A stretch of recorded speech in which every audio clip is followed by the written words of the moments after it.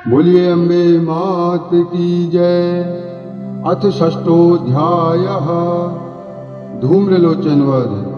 अब माँ का ध्यान करें। मैं सर्वेश्वर भैरव के अंग में निवास करने वाली परमोत्कृष्ट पद्मावती देवी का चिंतन करता हूँ। वे नागराज के आसन पर बैठी हैं। नागों के फणों में सुशोभित होने वाली मणियों की विशाल माला से उनकी देहलता उद्भासित हो रही है। सूर्य के समान उनका तेज है। 3 नेत्र उनकी शोभा बढ़ा रहे हैं। वे हाथों में माला, कुंभ, कपाल और कमल लिए हुए हैं तथा उनके मस्तक में अर्धचंद्र का मुकुट सुशोभित है। ऋषि कहते हैं, देवी का यह कथन सुनकर दूत को बड़ा अमर्ष हुआ और उसने दैत्यराज के पास जाकर सब समाचार विस्तार पूर्वक कह सुनाया।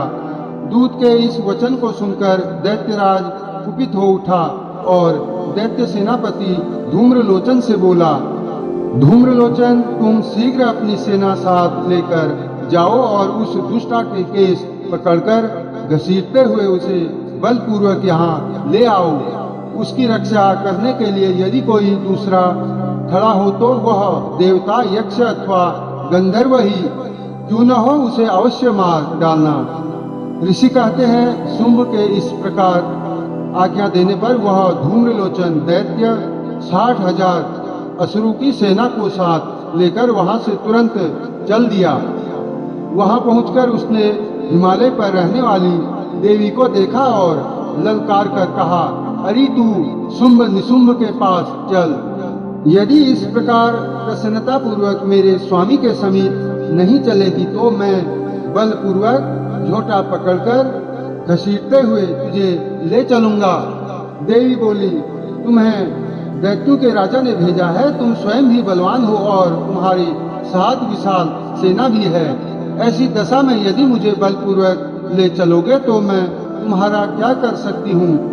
ऋषि कहते हैं, देवी के यूं कहने पर असुर धूम्रलोचन उनकी ओर दौड़ा। तब अंबिका ने हुम शब्द के उच्चारण मात्र से उसे भस्म कर दिया। फिर तो क्रोध में भरी हुई दैत्यों की विशाल सेना और अंबिका ने एक दूसरे पर तीखे सहायकों, शक्तियों तथा फरसों की वर्षा आरंभ की। इतने में ही देवी का वाहन सिंह क्रोध में भरकर भयंकर गर्जना करके गर्दन के बालों को हिलाता हुआ असुरों की सेना में कूद पड़ा। उसने कुछ दैत्यों को पंजू की मार से, कितनों को अपने जबड़ों से और कितने ही महादैत्यों को पटककर ओट की दाढ़ों से घायल करके मार डाला। उस सिंह ने अपने नखों से कितनों के पेट फाड़ डाले और थप्पड़ मारकर कितनों के सिर धड़ से अलग कर दिए। कितनों की भुजाएं और मस्तक काट डाले तथा अपनी गर्दन के बाल हिलाते हुए उसने दूसरे दैत्यों के पेट फाड़कर उनका रक्त चूस लिया। अत्यंत क्रोध में भरे हुए देवी के वाहन उस महाबली सिंह ने क्षण भर में ही असुरों की सारी सेना का संहार कर डाला। शुंभ ने जब सुना कि देवी ने धूम्रलोचन असुर को मार डाला तथा उसके सिंह ने सारी सेना का सफाया कर डाला, तब उस दैत्यराज को बड़ा क्रोध हुआ। उसका ओठ कांपने लगा। उसने चंड और मुंड नामक 2 महादैत्यों को आज्ञा दी, हे चंड और हे मुंड, तुम लोग बहुत बड़ी सेना लेकर वहां जाओ। उस देवी के झोंटे पकड़कर अथवा उसे बांधकर शीघ्र यहाँ ले आओ।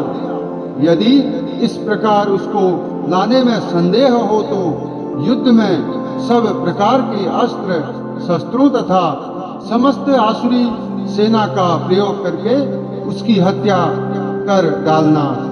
उस दुष्टा की हत्या होने तथा सिंह के भी मारे जाने पर उस अंबिका को बांधकर साथ ले शीघ्र ही लौट आना। इस प्रकार श्री मार्कंडेय पुराण में सावण मनवंतर की कथा के अंतर्गत देवी महात्म्य में धूम्रलोचन वध नामक 6ठा अध्याय पूरा हुआ। बोलिए अम्बे मात की जय।